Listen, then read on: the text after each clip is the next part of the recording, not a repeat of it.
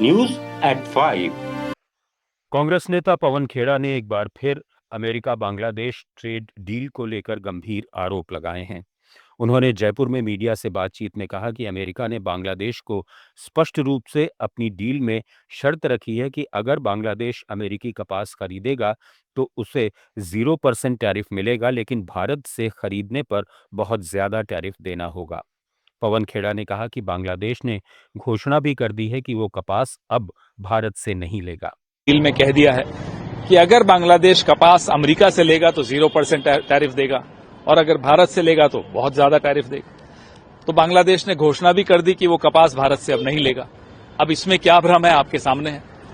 यही बात अमेरिका ने पीयूष गोयल को भी कही कि अगर आपका किसान, आप लोग, आपकी टेक्सटाइल में इंडस्ट्री अमेरिका से कॉटन लेगी, कपास लेगी तो 0% टैरिफ है और नहीं लेगी तो 18% टैरिफ है। अब बताइए इसमें भ्रम कहां है?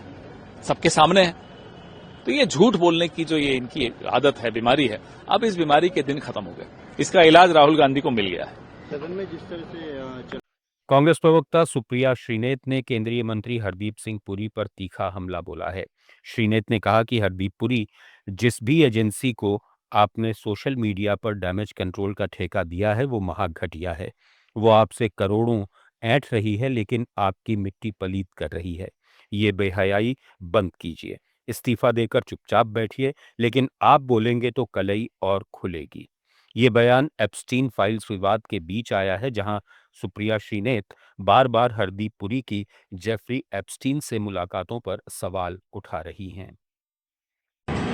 हरदीप पुरी जी, ये जिस भी सोशल मीडिया एजेंसी को आपने डैमेज कंट्रोल का ठेका दिया है ना, वो आपको बेवकूफ बना रही है। आपसे लाखों करोड़ों रुपए ऐठ जरूर रही होगी, लेकिन आपकी मिट्टी और पलीत कर रही है, क्योंकि जो आप कर रहे हैं वो बेहयाई है, आपकी जगहसाई हो रही है। आपको तो शांति से इस्तीफा देकर चुपचाप बैठना चाहिए, लेकिन आपका मन मानेगा नहीं, आप तो और बोलेंगे, आपकी कलई और खुलेगी। You continue to make an ass of yourself.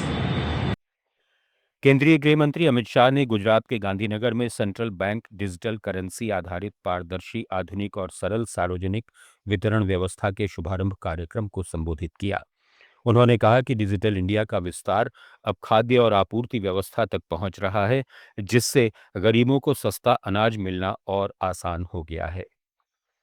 Shah ने कहा कि आज डिजिटल इंडिया का विस्तार एक प्रकार से खाद्य और आपूर्ति की व्यवस्था तक पहुंच रहा है। भारत में हो रहे हैं, इसका मतलब है दुनिया में 2 डिजिटल ट्रांजैक्शन होते हैं तो उसमें से एक भारत में होता है। एक और पूरी दुनिया के ट्रांजैक्शन और एक और भारत के ट्रांजैक्शन। ये परिवर्तन केवल 11-12 साल के अंतराल के अंदर आया है और आज वही डिजिटल इंडिया गरीबों को सस्ता अनाज देने के क्षेत्र में पदार्पण कर रहा है। असम के मुख्यमंत्री हिमंता बिस्वा शर्मा ने 4 और नए एयरपोर्ट बनाने की योजना का ऐलान किया है। उन्होंने गुवाहाटी में मीडिया से बातचीत में कहा कि असम सरकार अगले महीने सिविल एविएशन मिनिस्ट्री के साथ एक एमओयू पर हस्ताक्षर करेगी ताकि इनकी फिजिबिलिटी स्टडी कराई जा सके।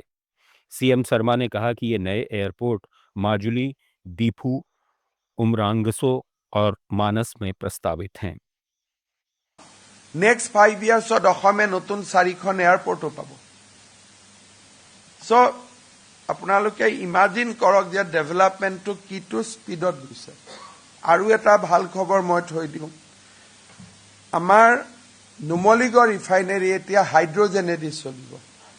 So tender was done, work is being settle. 2 এদিনতে एग्रीमेंट हम, आधारशिला हम जे फसिल फुएल बाद दी एटा ग्रीन हाइड्रोजन दी।